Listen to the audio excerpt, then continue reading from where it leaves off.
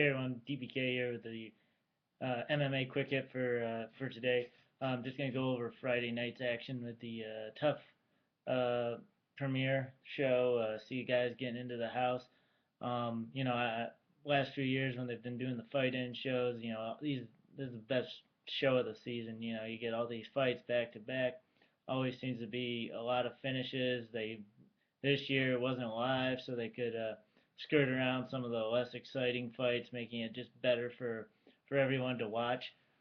So I mean that's good, and it was pretty entertaining, flowed well, and it was a good night to watch TUF. I mean I'm not overly excited about any of the talent I saw on there. I've written enough articles about TUF. I'm not gonna waste too much time uh, spouting my opinion again on how I think TUF can improve. Really though, not sure what we really learned here. I mean, last year on the show we watched Chris Tickle and Sam Cecilia get 20-second and 7-second knockouts respectively in the opening show, and then neither guy went on to win. Um, and Tickle's already gone from the UFC when he lost again on the finale.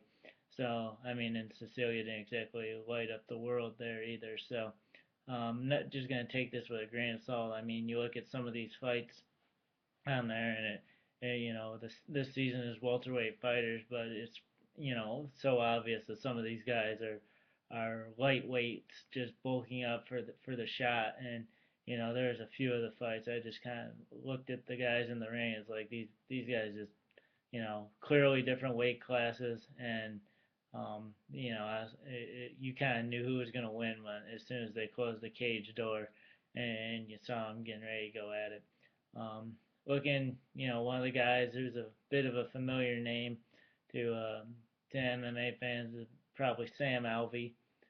He had a couple fights over in Bellator, has a win over Carl Amasud, who's uh, after that fight was actually a middleweight, if I recall correctly, and then Amasud since dropped to welterweight and won the welterweight tournaments. Now he's going to fight Bellator welterweight champ Ben Askren.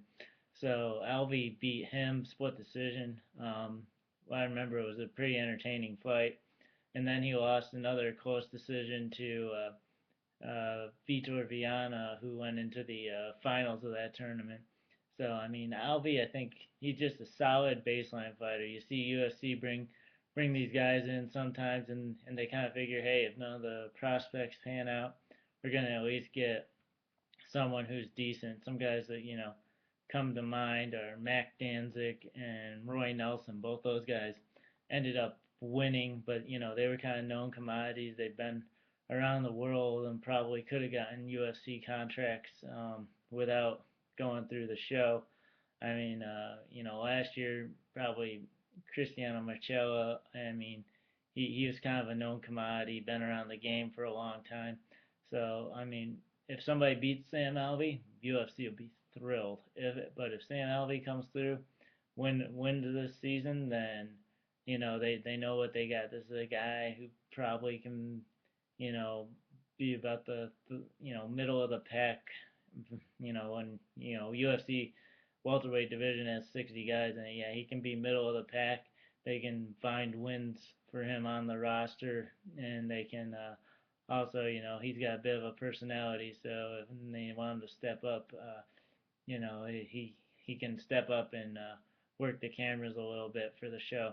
A couple other guys, the Dom Waters, never heard of this guy, looked good coming with a big knockout.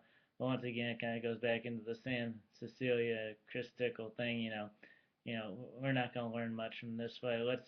Let's see what we get next time out, and hopefully, it would be great if UFC got a true star out of the show. I'm not holding my breath for it, but it we'll see. We'll see. It'll be hopefully some good fights. My viewing will be more along the lines of wait till about 20 minutes to go in the show, then flip over there, see what's on, and or DVR and watch it later. But just want to talk quick about TUF 16. Moving forward, we'll see what we get, and should be a decent season with the cast and stuff. All right, the DPK. I will see you guys next time.